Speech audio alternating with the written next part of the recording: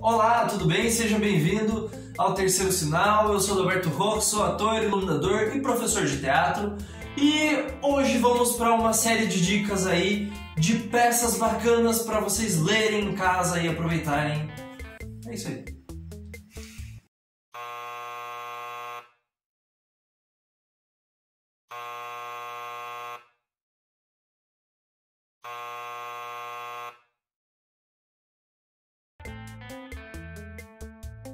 Então, para vocês aproveitarem textos deliciosos e que levam muitas reflexões pra gente aí, primeira peça aí que eu vou indicar para vocês, se você... detalhe, se você não viu nenhum outro vídeo que eu indico peças para vocês lerem, vai lá depois e assiste outros vídeos que tem vários já. Tem sei lá quantos vídeos que a gente fez, uns 4 vídeos de indicação de peças, então tem já bastante textos aí. Se você tem alguma curiosidade de que peça eu estou indicando, vai lá, assiste todos. Se já leu todas, comenta aqui, já li todas essas peças, fala mais. E vamos lá, então já aproveita e se inscreve no canal também, curte aí que esse vídeo vai ser legal. Primeira peça então para indicar para vocês aqui é Álbum de Família, do Nelson Rodrigues. É uma peça que, bombástica, foi censurada na época que foi publicada para publicar e não podia montar ela e tal, assim, que foi escrita em 1945. Enfim, é uma peça onde o Nelson Rodrigues ele tira assim aquelas coisas bem do Freud dele lá e para escrachar para a sociedade coisas que existe na família burguesa e que ele quer jogar para a sociedade aí para discutir.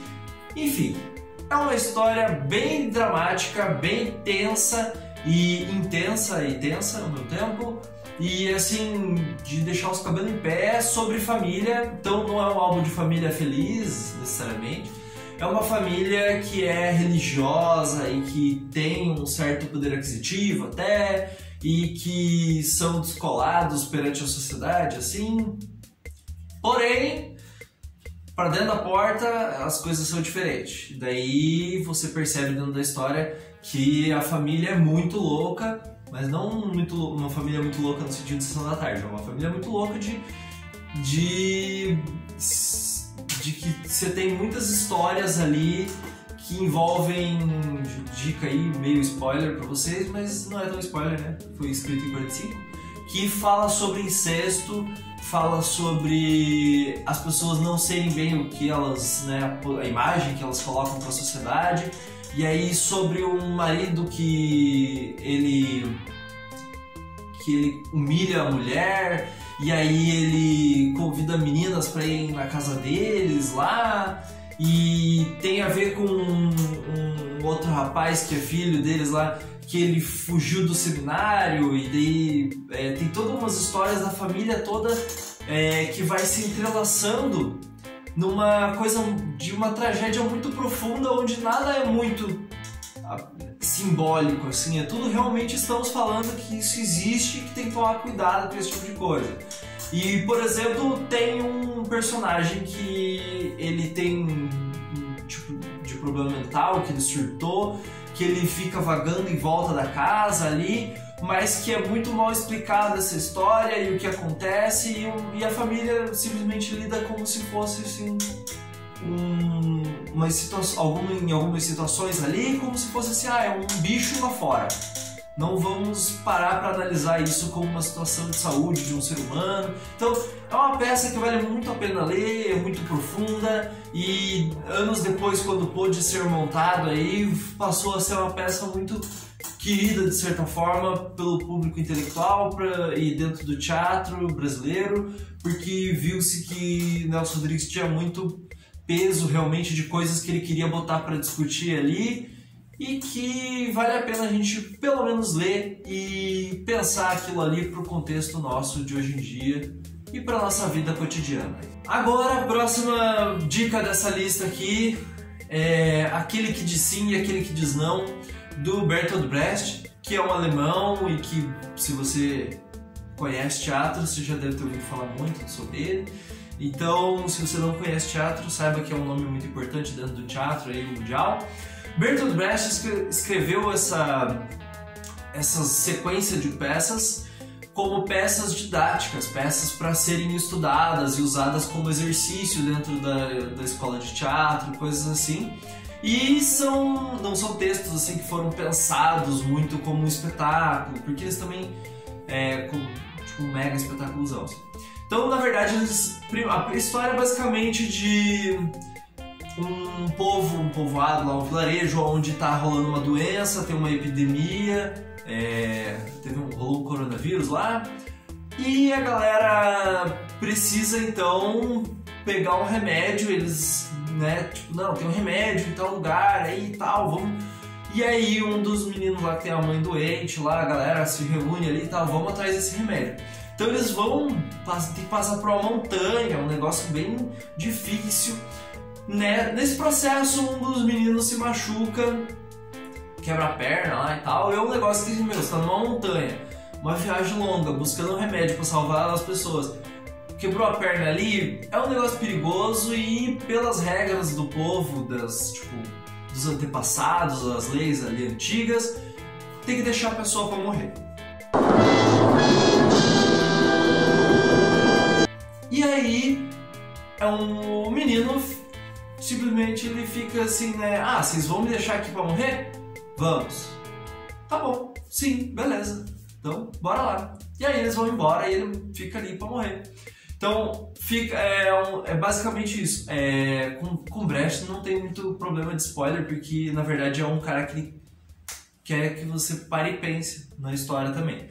Toda a história que você acompanha com a parte do sim, que o menino aceita todo o destino dele, repassa dentro da história ali, reacontece, como zerou assim, sabe? Igual aqueles filmes assim, tipo, acabou, começa tudo de novo, agora toda a história acontece de novo.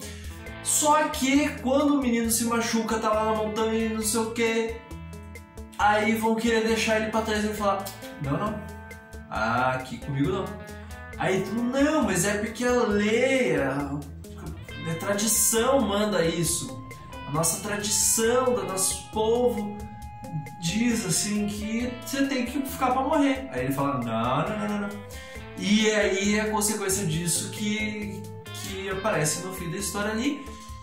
E aí esses dois textos, aquele que diz sim e aquele que diz não, Bertolt Brecht fez para que também fosse, através dessas duas peças didáticas, você conseguisse ter um diálogo, uma análise dentro da lógica do até que ponto faz sentido você pensar só conforme o que diz a tradição, até que ponto as coisas que você faz ali dentro de uma sociedade só atingem a você ou atingem o todo, e como que você pode fazer para argumentar com as outras pessoas se você quer mudar alguma coisa dentro da sociedade, que tipo de argumento que você pode levar, o que pode acontecer se uma pessoa só diz sim para tudo ou só diz não para tudo, ou qual que é o equilíbrio entre isso, ou se tem equilíbrio, enfim, para discutir todas essas coisas que tem esses dois textos praticamente para começar essas discussões. Então é um texto bem legal, bem bacana de você ler e discutir e pensar, e às vezes, né, até teve montagens aí já como espetáculo mesmo, pensado para público ir lá e assistir e tal. Mas elas, de base, são peças pensadas para serem feitas didaticamente na escola, nos ensaios, assim, de companhias, enfim. Mas fica aí a dica, então, Bertolt Brecht, aquele que diz sim, aquele que diz não. Agora, então, vamos para mais um item dessa lista, que a minha indicação agora é de outro brasileiro, muito influenciado pelo Bertolt Brecht, que é Augusto Boal. E o Augusto Boal, ele escreveu Murro em Ponta de Faca, que é um texto, em boa parte ali, né, boa parte não, é um texto muito inspirado na própria história do Augusto Boal ali, por causa que acontece o seguinte, é uma história onde tem um grupo de pessoas que estão vivenciando a época da ditadura militar aqui do Brasil, e elas se refugiaram, fugiram para outros países da América Latina, inicialmente ali, e como a coisa começa a ficar mais difícil onde elas estão vivendo ali, porque elas estão fugidas do governo, e não que elas fossem criminosas, mas elas não estavam num momento bom para viver no Brasil, coisas assim. Às vezes a pessoa tinha um livro que tinha alguma coisa que o governo não gostava, então elas fugiram, e aí elas ficam fugindo de país em país e vai mostrando como que é esse sofrimento das pessoas, de certa forma, que a todo momento estão querendo voltar para casa, mas elas não podem, mas se elas ficam em algum, dependendo do lugar onde ficam, elas ficam dependentes dos outros, do país, enfim, de várias condições. Enfim, é uma história que conta assim vários personagens, como que é a relação deles nesse limbo que é você, né, tá ali fugindo para o país, mas você queria, não é o teu lugar fora desse país, teu lugar é aqui, e você não pode voltar para o Brasil, e como que faz? E foi uma coisa que aconteceu realmente com Augusto Boal, por exemplo, porque ele, nessa época da ditadura no Brasil, ele realmente ficou viajando por vários países e fazendo teatro, e pesquisando, trabalhando com outras coisas, inclusive, por causa que ele não podia estar no Brasil ali, porque era um artista e acabava incomodando o governo da época. É basicamente uma história de certa forma triste, mas uma história importante para se lembrar também de toda a produção que teve e de todo o movimento que teve artístico nesse período e pós esse período, inclusive, também, que logo em seguida que reabriu assim a vida aqui no Brasil, as pessoas começaram a poder se expressar bem mais e tal, então trouxeram muitas coisas artísticas bacanas para dentro do Brasil novamente, ou de dentro do Brasil para fora, né? Enfim, Murro em Ponta de Faca é um texto muito bom, muito belo, e que vale a pena a gente conferir, ler, e às vezes pode até cair no vestibular se duvidar. Então, confira. Então agora, se você ainda não curtiu esse vídeo, vai lá, curte aí, dá um likezinho, se inscreve nesse canal, pelo amor de Deus, e você pode compartilhar com todo mundo que você conhece, pode também comentar aqui se você tiver alguma coisa para comentar, segue lá no Instagram a gente aí, e até o próximo vídeo do Terceiro Sinal.